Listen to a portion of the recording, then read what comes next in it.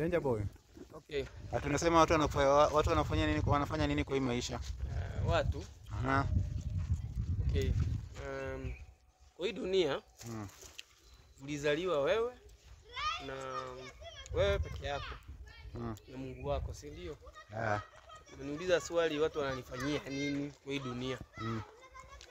Mr. Shining Star. Kwa hii dunia kuna kitu moja nimekuja ku notice. Hakuna rafiki. Hakuna rafiki kabisa kwa hii dunia.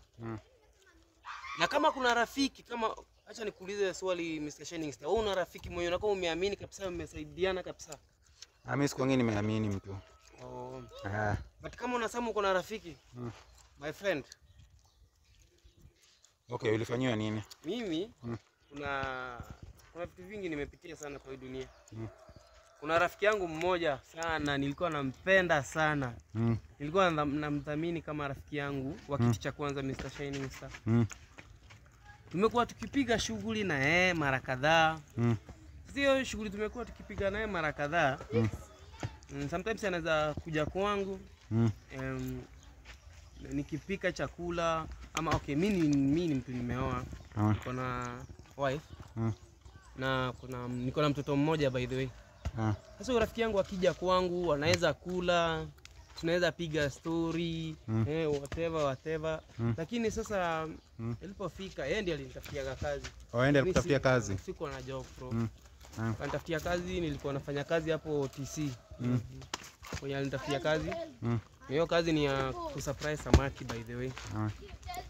Samaki ndio nilikuwa na surprise. TC alinitafutia hiyo job vizuri sana. So tumekaa na yeye. Waswahili wanasemaga kingorachi kinguoni mwako.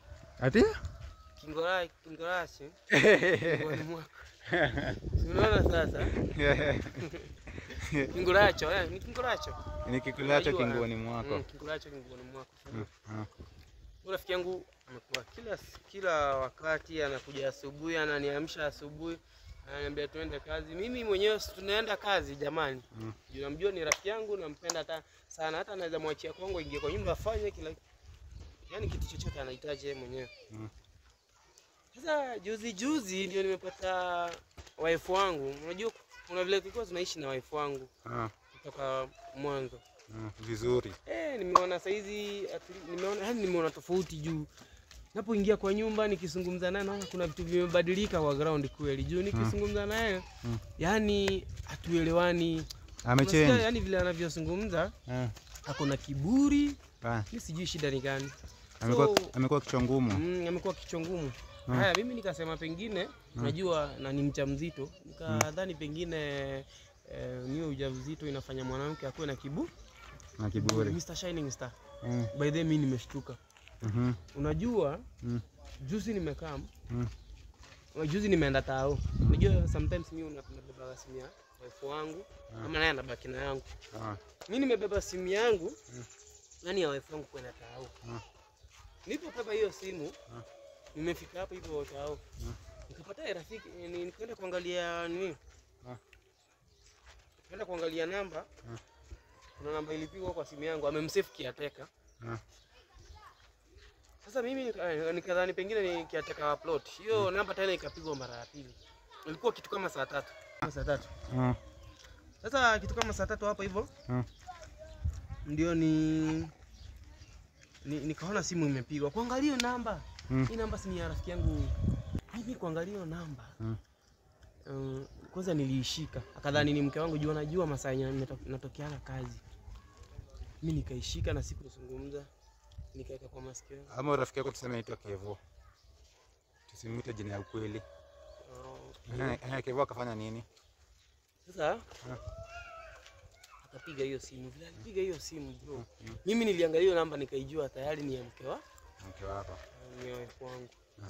So kitu ilinikasirisha mimi niliposhika simu Mr. Shining Star. Kushika hiyo simu hivi kusikiza kwa masikio yangu mawili bro. Msikio kijana akimuuliza na dada game ya jana ilikuwa game ya jana ilikuwa moto. Mr. Shining Star. Mimi hadi nilishangaa. Kwanza nilishangaa ni game gani hiyo. Kwanza akaniuliza rada babe ukashindwa kwa nini Mania ama Arsenal? Mania ama Arsenal. Nikaanza kufikiria kwanza kufikiria kama game zilicheza jana, hapana. Sasa tena akatuma sasa text kwa simu yake.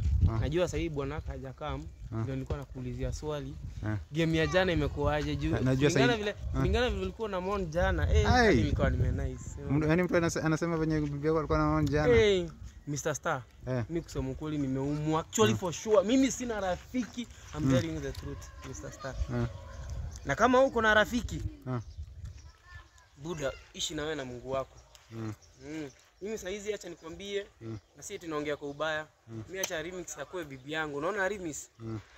Remix ya kwa bibi yangu. Wewe promote brand ya remix kabisa. Promote brand ya remix. Afadhali ya remix sasa kwa mke wangu sasa. Na sasa umeamua aje? So umeamua ule utafanyia aje huyo Kevo base yako? Kevo siwezi mfanyia kitu juu. Huyu Dems anajua tuko naye. Na huyo mtu wako. Sasa huyo mtu wangu mimi wacha aende. Kwa hivyo aende. Sasa acha nikwambie. Usimsamehe tu.